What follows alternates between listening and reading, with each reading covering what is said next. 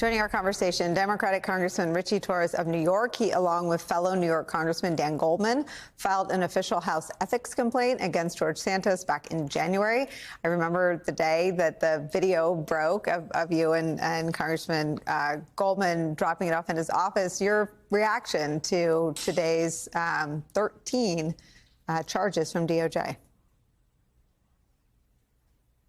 Well, more shocking than the 13 charges is George Santos' reaction. I mean, he has delusions of grandeur that staggers the mind. I mean, Mr. Santos has the chutzpah to claim that he's the victim of the witch hunt. Never mind that he stole and defrauded and lied and laundered money.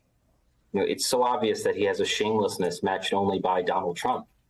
And for me, fraudulent figures like Donald Trump and George Santos are symptoms of a diseased Republican Party that has become a safe haven for clowns and crooks and charlatans and conspiratorial crackpots. It's a real indictment of how far we have fallen as a country.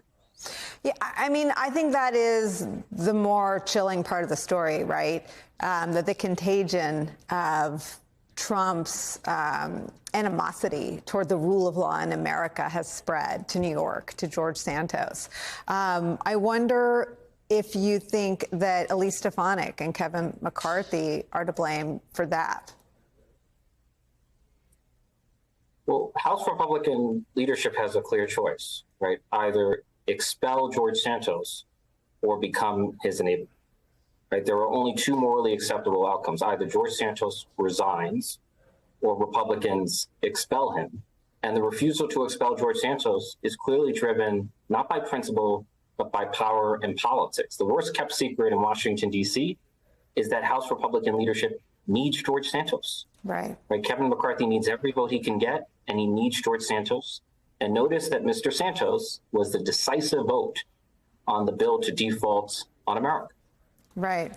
I mean, it is this sort of toxic and dysfunctional codependence between Kevin McCarthy and George Santos. And I wonder if you can speak more to the success that you and your colleagues have had in raising this issue of I mean, it's much more than a lack of ethics. It's flagrant criminal conduct. And to see a couple of the crimes charged, there were so many, but a couple of them were squarely in this category of lying and therefore lying to and lying on his background forms in the House of Representatives. It feels like that shouldn't be a partisan reaction to the sanctity and importance of truthfully filling out background forms and disclosures.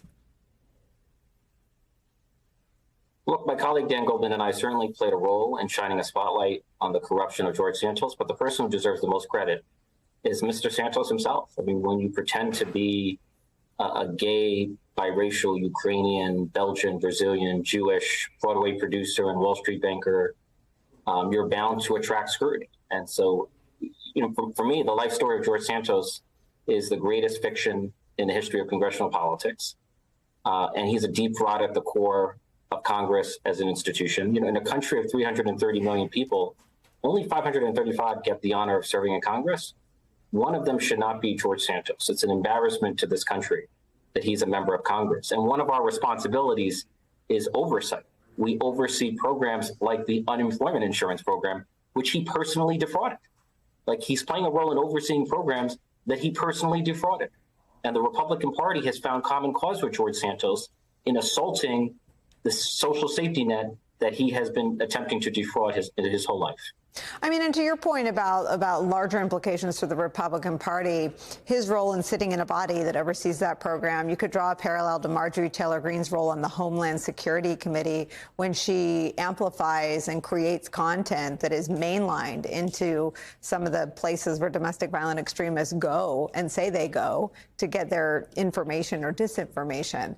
What is your sense of what, if anything, can be done to sort of raise the alarms about the threat that Republican members represent to the body itself?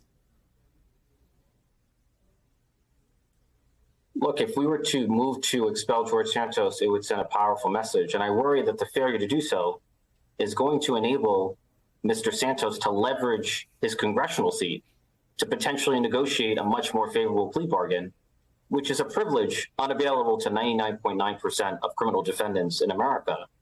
So as far as I'm concerned, either you expel George Santos or you're enabling him. The Democrats are prepared to expel him, whereas the Republicans continue to enable him. And I know that there are a number of Republicans who have called upon him to resign, but actions matter more than words. It's not enough to call upon George Santos to resign. You have to vote to expel him. Andrew Weissmann, can you speak to whether that is something that prosecutors would have taken into consideration, that he'd be hanging onto his seat as a bargaining chip, and will it work?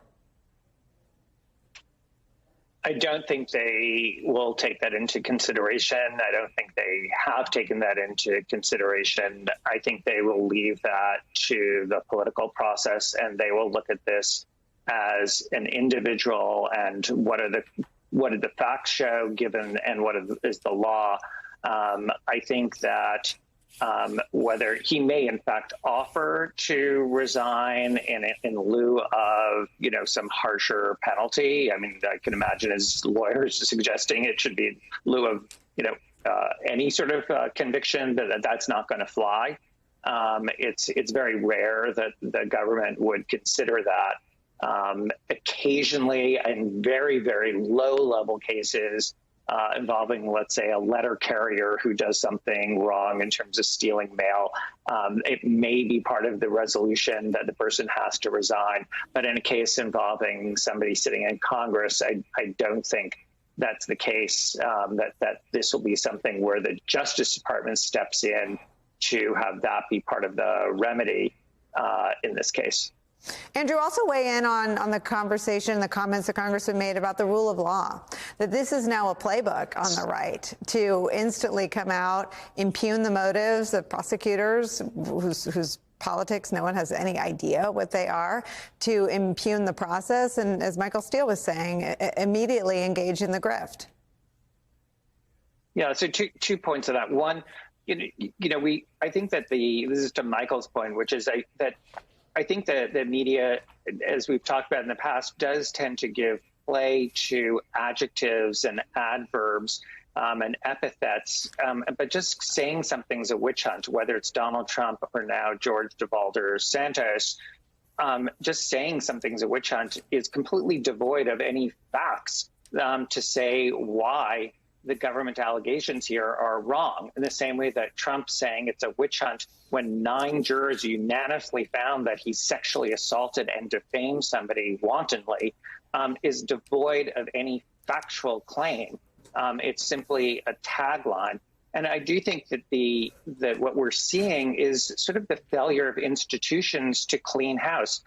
Although George Santos and Clarence Thomas are obviously wildly different people, and what they have done is completely different, and I'm not comparing them.